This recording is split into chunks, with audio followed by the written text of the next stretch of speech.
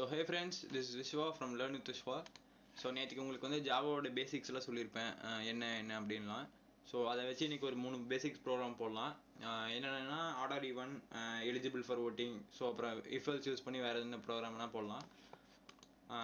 ஆரம்பிக்கலாம். ஃபஸ்ட்டு வந்து ஒரு ப்ரோக்ராம் நம்ம ஸ்டார்ட் பண்ணுறதுக்கு என்ன யூஸ் பண்ணணும்னு நேற்றுக்கு சொல்லியிருப்பேன். அது என்னென்னா வந்து பப்ளிக் கிளாஸ் சாம்பிள் அப்படிங்கிறத யூஸ் பண்ணுவோம். உங்களுக்கு ஒரு ரீகேப் தரேன். கிளாஸ்னால் என்னென்னா வந்து collection of methods and data மெம்பர்ஸ்னு சொன்னேன். இதில் மெத்தட்ஸ்னால் என்னென்னா வந்து ஃபங்க்ஷன், டேட்டா மெம்பர்ஸ்னால் என்னென்னா வந்து வேரியபிள்ஸ்னு சொல்லியிருப்பேன். ஸோ முதல்ல வந்து நம்ம ஒரு இதை டிக்ளேர் பண்ணிக்கலாம், கிளாஸை. பப்ளிக் கிளாஸ், இதில் நீங்கள் என்ன வேணால் கொடுத்துக்கலாம். நான் வந்து இப்போ சாம்பிள்னு கொடுக்குறேன். கொடுத்துட்டு கீழே வந்து கர்லி ப்ரெஸ் ஓப்பன் பண்ணிவிட்டு அப்புறமா நம்மளோட ப்ரோக்ராம் வந்து எதுலேருந்து ஸ்டார்ட் ஆகும்னு நான் சொல்லியிருப்பேன்னா மெயின் ஃபங்க்ஷன்லேருந்து தான் ஸ்டார்ட் ஆகும். ஸோ அதில் மெயின் ஃபங்க்ஷனுங்கிறது ரொம்ப முக்கியமானது. ஸோ நான் வந்து இப்போ மெயின் ஃபங்க்ஷன் வந்து நான் டிக்ளேர் பண்ணுறேன். அது எனக்கு சொல்லியிருப்பேன், சின்டாக்ஸ் என்னன்னு சொல்லியிருப்பேன். இப்போ நான் அதை போடுறேன். பப்ளிக் ஸ்டாட்டிக்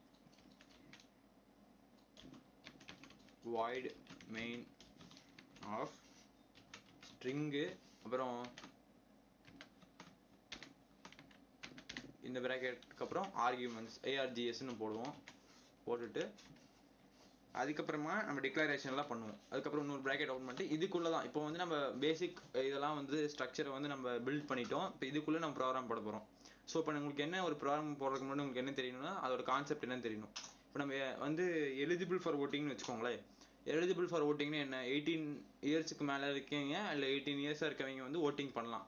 ஸோ அதுக்கு வந்து நம்ம என்ன இது யூஸ் பண்ணலாம்னா இஃபெல்ஸ்னு யூஸ் பண்ணலாம். இஃபெல்ஸ்னால் ஒன்றுமே கிடையாது, இது அல்லது அது அப்படின்னு சொல்லுவோம். இப்போது இந்த பிளாக் ஒரு பிளாக் இருக்குன்னு வைங்க. அந்த பிளாக் வந்து எனக்கு வந்து கரெக்ட்னா அந்த பிளாக் வந்து ஓகேன்னு பிரிண்ட் ஆயிடும். அந்த பிளாக் வந்து தப்பாயிருச்சுன்னா அடுத்த பிளாக்குக்கு போயிடும். ஸோ இதுதான் இஃபெல்ஸ் பேசிக்காக சொல்கிறேன். ஸோ இப்போ இந்த இஃபெல்ஸ் வச்சு நம்ம எலிஜிபிள் ஃபார் ஓட்டிங் போடலாம்.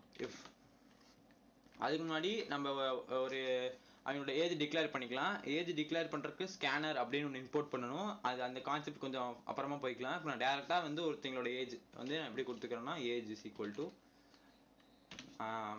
17 கொடுத்துருக்கேன்னு வைங்க.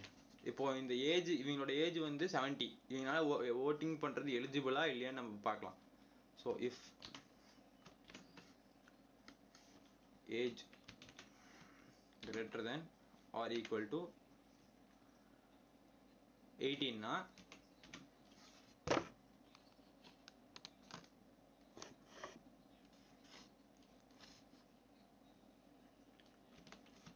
திரும்பி கர்லி பிரேசஸ் ஓப்பன் பண்ணிட்டு, அதாவது இந்த இஃபோட பிளாக் வந்து இந்த கர்லி பிரேசஸ்க்குள்ளே தான் இருக்குது.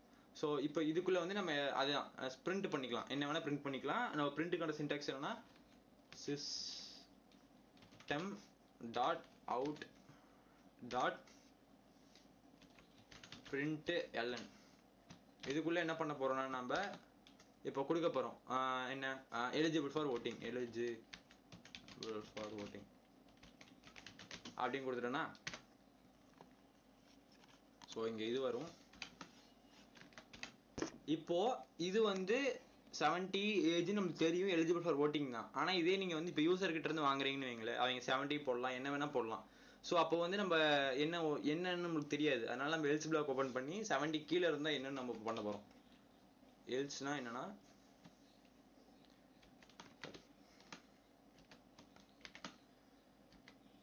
இப்போ இதில் வந்து என்ன பண்ண போகிறோம்னா இப்போ இதை அப்படியே காப்பி பண்ணி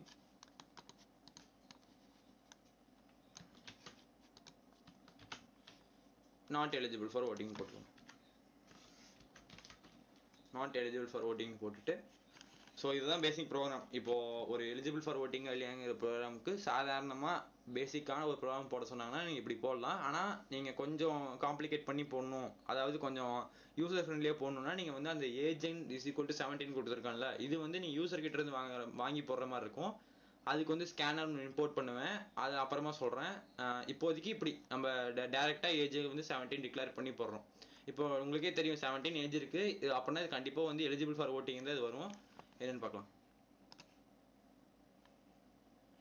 ஸோ இங்கே ஏஜ் வந்து நான் டேரெக்டாக 17 போட்டிருக்கேன். என்ன எரர்னு பாருங்கள், நான் இங்கே இது கொடுக்கல, இன்ட்டுன்னு டிக்ளேர் பண்ணலை, டேட்டா டைப் போடல.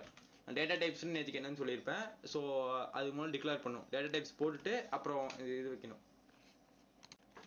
ஸோ இப்போ இந்த ப்ரோக்ராம் ரன் பண்ணி பார்க்கலாம்.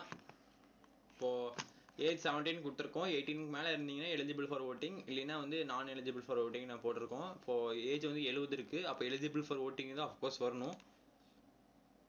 ஸோ என்ன வருது பார்க்கலாம். எலிஜிபிள் ஃபார் ஓட்டிங், ஏன்னா ஏஜ் வந்து 17 கொடுத்துருக்கோம். ஸோ இதே கான்செப்ட் யூஸ் பண்ணி தான் நம்ம எல்லாமே பண்ணுவோம். ஒரு கண்டிஷன் மட்டும் தான் மாற்ற போகிறோம். இப்போ நம்ம வந்து ஆர்டர் ஈவென்ட் போகலாம். ஆர்டர் ஈவனுக்கு ஒரு வேல்யூ வாங்கிக்கோங்க. ஏ இஸ் ஈக்குவல் டு இப்போது என்ன வாங்குறது, இப்போது 10ன்னு வாங்கிக்கோங்க. இப்போ ஏ 10னா அது வந்து ஈவன் நம்மளுக்கு தெரியும். ஆனால் இப்போ வந்து நம்ம ஸ்கேனர் யூஸ் பண்ணி போடும்போது அது வேறு மாதிரி வரும். ஆனால் இப்போ டேரெக்டாக இப்போ உங்களுக்கு சொல்கிறேன். அப்படின்னா ஏ இஸ் ஈக்குவல் டு 10னா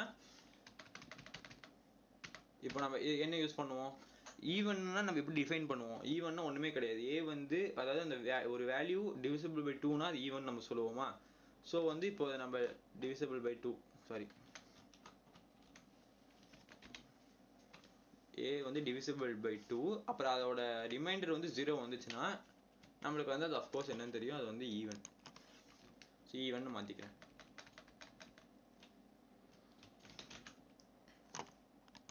அப்புறம் வந்து அது அப்படி அது ஈவனாக இல்லைன்னா வேறு என்னவா இருக்கும், ஆடாக தான் இருக்கும். ஸோ இந்த மாதிரி நீங்கள் உங்களோட ப்ரோக்ராமில் மாடிஃபை பண்ணி போட்டிங்கன்னா உங்களுக்கு கொஞ்சம் ஈஸியாக இருக்கும். ஸோ இப்போ இதை ரன் பண்ணி பார்க்கலாம். ஸோ இப்போ ரன் பண்ணுறேன்னா நம்மளுக்கு என்ன வரணும், இது 10ங்கிறது ஈவன் நம்பர் தானே. ஸோ அது வந்து டிவிசிபிள் ஆகி ஃபஸ்ட்டு இங்கே போகும். ஃபஸ்ட்டு தான் எப்படி இது ரன் ஆகுதுன்னு சொல்கிறேன். ஃபஸ்ட்டு ஒரு கிளாஸ் சாம்பிள் நம்மக்கிட்ட இருக்குது. அதுக்கப்புறம் அது என்ன பண்ணணும்னா நம்மளுக்கு இந்த மெயின் ஃபங்க்ஷன்லேருந்து ப்ரோக்ராம் ஸ்டார்ட் ஆகும். ஸோ மெயின் ஃபங்க்ஷனுக்கு போயிடுச்சு. அப்புறம் சரி என்ன பண்ணியிருக்காங்கன்னு பார்க்கும். என்ன பண்ணியிருக்காங்கன்னா ஏல வந்து 10ன்னு டிக்ளேர் பண்ணியிருக்காங்க. ஸோ ஓகே, ஏ வந்து 10 அப்படின்னு நம்மளுக்கு தெரிஞ்சிருச்சு. அப்படியே அந்த இது கம்பைலர் என்ன பண்ணணும்னா அடுத்ததுக்கு போகும். போகும்போது என்ன ஆகும்னா சரி இப்போ ஏ வந்து நம்ம 2ஆல் டிவிசிபிள் பண்ணி பார்க்கலாம். அப்போ 2ஆல் டிவிசிபிள் பண்ணி பார்த்து அந்த ரிமைண்டர் 0 வந்துச்சுன்னா இந்த சிஸ்டம் கீழே இருக்கிறத பிரிண்ட் பண்ணலாம் அப்படின்னு பார்க்கும். ஸோ 10 டிவைடட் பை 2 5 அந்த மாதிரிலாம் பண்ணும்போது ஓகே ரிமைண்டர் 0 வருது. ஸோ வந்து நம்ம இதே பிரிண்ட் பண்ணிடலான்னு பார்க்கும். இஃப் சப்போஸ் நான் வந்து இங்கே வந்து வேறு மாத்திரன்னு வைங்களேன். சரி அப்புறம் மாத்திரேன். ஸோ இப்போ ஈவன்னா இப்போ நம்ம இது ஈவன் தான் வரணும். ஸோ ஈவன் வருதா. ஸோ இப்போ இந்த நம்பரை நான் வந்து ஆடாக மாத்திரேன்னா என்ன ஆகும்னா, இப்போ 1ன்னு மாற்றிட்டேன்னு வைங்க. இப்போ என்ன ஈவன் 1ன்னு பார்க்கும். ஸோ 1 டிவிசிபிள் பை 2 வந்து 0 வருமா, வராது. ஸோ வந்து ஓகே அப்போ இந்த பிளாக் விட்டு அடுத்த பிளாக் போயிடும். அடுத்த பிளாக் என்ன இருக்குது, எல்ஸ் பிளாக். இந்த எல்ஸ் பிளாக் போயிட்டு அப்புறம் அதுக்குள்ளே இருக்க ஸ்டேட்மெண்ட் பிரிண்ட் ஆயிரும், நாட் ஈவன் அப்படின்னு. இப்போ பாருங்க.